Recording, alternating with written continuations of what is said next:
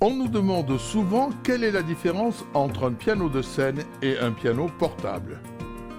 Même s'il est portable, un piano n'est pas forcément un piano de scène. En effet, les pianos portables sont avant tout des pianos destinés à des musiciens qui souhaitent un piano autonome, amplifié, de faible encombrement et pouvant être déplacé facilement. Notamment pour des étudiants ou des personnes qui souhaitent emmener leur piano dans leur résidence secondaire.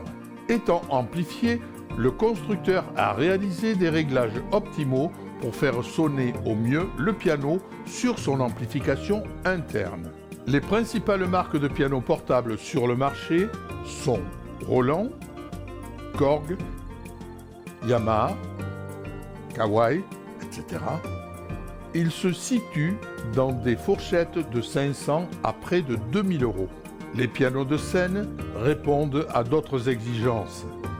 Tout d'abord, ils ne sont pas amplifiés car de toute façon, l'amplification leur serait inutile sur scène et alourdirait l'instrument. Par cela même, le constructeur fera en sorte d'envoyer sur les sorties le son le plus droit et le plus réaliste possible, n'ayant plus à tenir compte des haut-parleurs internes. Les principaux constructeurs sont Yamaha, Korg, Roland et bien sûr Nord. Les prix commencent à peu près à 800 €, les moyens de gamme autour des 1500, 2000, 2500 € et les pianos d'exception de 3 à 5000 €. Les pianos de scène disposent également de convertisseurs et de préamplis de bien meilleure qualité. Certains même disposent de sorties en XLR, voire même de sorties séparées et de sorties numériques. Ils disposent d'accès sonore très rapide. De nombreuses mémoires permettent aux musiciens d'accéder immédiatement à des enregistrations, y compris dans des conditions d'obscurité scénique.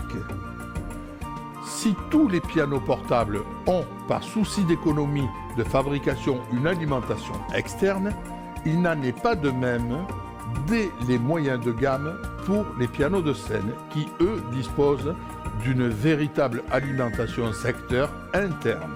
La fabrication physique du produit est également plus robuste.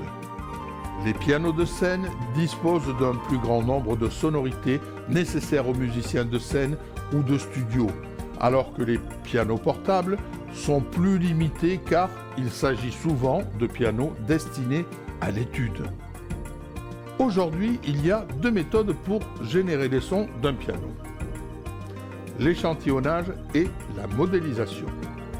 L'échantillonnage ou sampling est une technologie utilisée depuis de nombreuses années qui consiste en studio à enregistrer chaque note du piano à l'aide d'un robot, simplement pour avoir une pression de notes identique.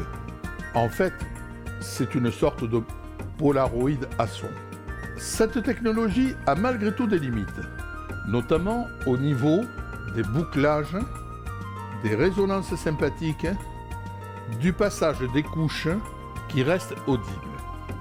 Dans le cadre de la modélisation, on enregistre une note du piano en très haute définition et un processeur de grande puissance va produire chaque son en fonction d'un calcul fort complexe. Cela donne donc un piano à l'écoute beaucoup plus transparent, limpide, riche en harmonique, où l'on ne sent absolument pas le passage des couches. Cette technologie va tendre peu à peu à remplacer définitivement l'échantillonnage. De la gamme de prix de ces pianos va dépendre bien sûr la qualité du toucher. Depuis une touche lourde pleine à une touche en bois avec marteau et ivoire de synthèse. Alors que ce soit portable ou piano de scène, vous disposerez aujourd'hui d'instruments de très grande qualité qui satisferont les besoins de chaque musicien.